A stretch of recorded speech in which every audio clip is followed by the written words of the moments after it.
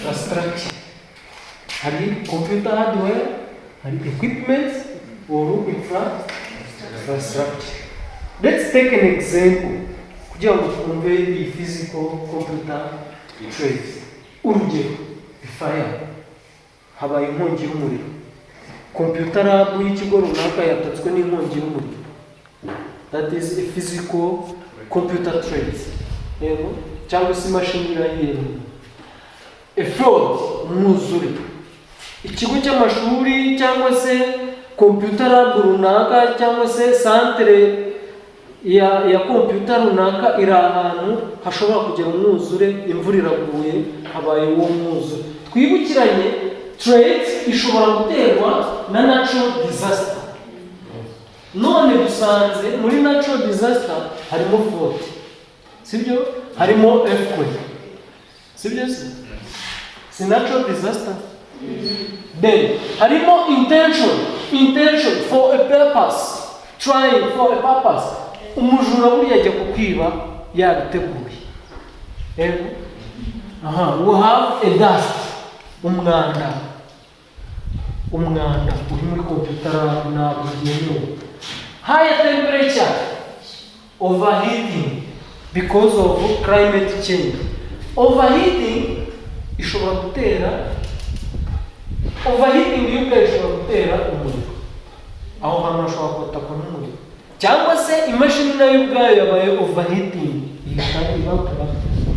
Power surge or power outage, water strikes, vandalism. Vandalism, it means that ufashe nk'imashini runaka accidentally iramenetse. Iyo ni vandalism. Lightning, izo zose tuzisanga muri physical traits. Kuba yuko ni traits zabaye caused by physical damages. Are you getting it? An effect, consequence. Ingaruka zizavuka nyuma yuko imashini zacu zabaye attacked by these traits. Ya mbere, damage to a computer hardware. Computer hardware irangirika. Loss of important data. Dufate nk'urugero. Niba habaye umuriro, ya mashini yatatswe n'umuriro cyangwa se ya computer lab yatatswe n'umuriro, kandi hari harimo important data zawe, harimo amakuru y'ingenzi yawe wabitse. Icyo gihe uraza kuyabura. Interruption of computer services. Urumva ko services zose ziboneka muri computer ziraza kuba interrupted, kuko ntabwo ziraza kuboneka nk'uko zagukorera. Higher repair or replacement cost. Gusimbuza bya bikoresho birahenze. Reduced lifespan of computer equipment. Ubuzima bya gikoresho cyari kuzamara buraza kugabanuka. Sibyo? Now tugiye ari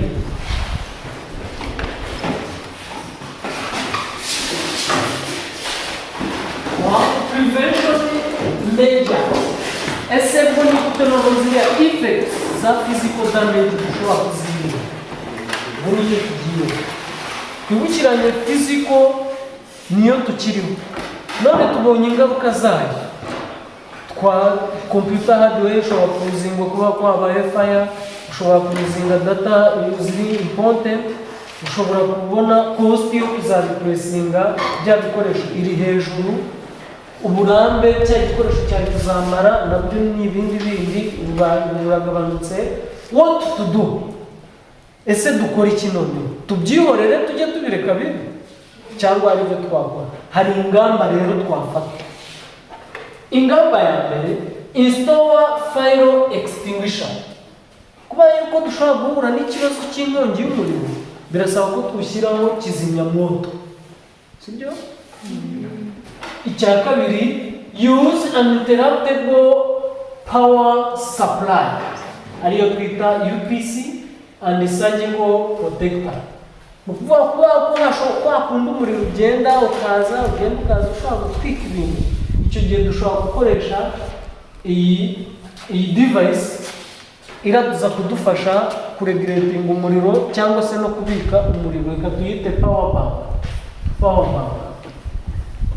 Yego, power bank yacu. Keep computer in clear and dust free room. Kandi ubwo bivuze ngo turasukura cya cyumba dukuremo umwanda, cyangwa se tubike imashini zacu ahantu hasa neza kandi nanone atari icyumba kirimo umwanda. Install air conditioning or proper ventilation. Ni ukuvuga kuba yuko twabonye ko hari ikibazo cya high temperature, overheating. Kandi overheating ishobora kwangiza imashini zacu. Ese turakora iki none? Nta kindi kintu twakora, dushobora kwinstara air conditioning kugira ngo twirinde overheating, higher temperature.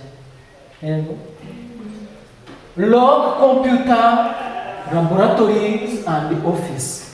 Kubera cya kibazo cy'abajura bacu, turasiga icyumba cya laboratoire cya computer lab tugifunze, sibyo? Cyangwa se ibiro tubifunze.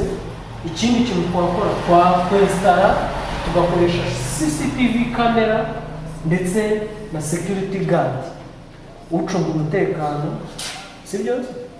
Ikindi kuba yuko ibyo byose nubwo byaba ariko turamutse dukoze backup ya important data, kubera ko dushobora kuruzinga important data, za important data tukazikorera backup, byaba useful kuruta ibindi byose, sibyo se?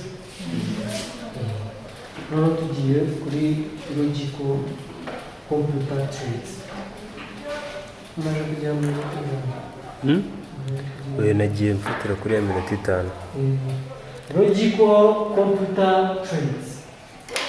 Those are traits that affect a softwares, while a physical, it affects the physical hardwares, equipments or infrastructure. Hano rero logical is affecting softwares, data and the computer system without physically damaging the computer. Aha rero niho handi none dusangamo za virus, za malware.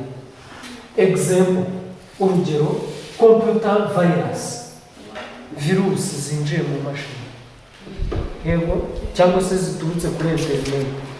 Tuzabibona tuzajya muri source of harmful programs or malware, cyangwa se attacks and threats. Tuzabibona in the next session. Dufitemo virus, tukagiramo worms, tukagiramo treasure holes, tukagiramo ransomware. Umuntu yinjiye mu mashini afunga dokima zawe, none ari kukubwira ati kugira ngo ubashe gufungura dokima zawe, shyira akantu kuri momo yanjye irakora.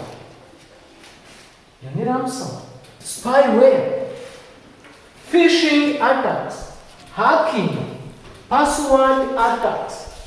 Password barazihakinga. Denial of services, ni attacks or unauthorized access. Mu mashini yawe utamuhaye uburenganzira.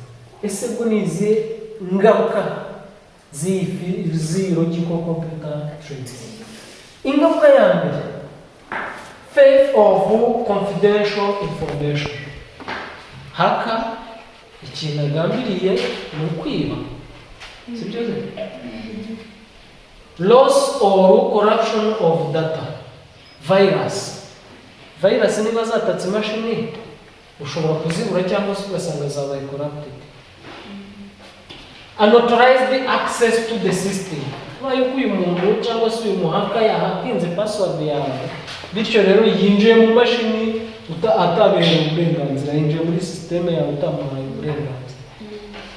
Financial loss because of ransomware. Bakwatsa amafaranga, urimo kuruzinga money.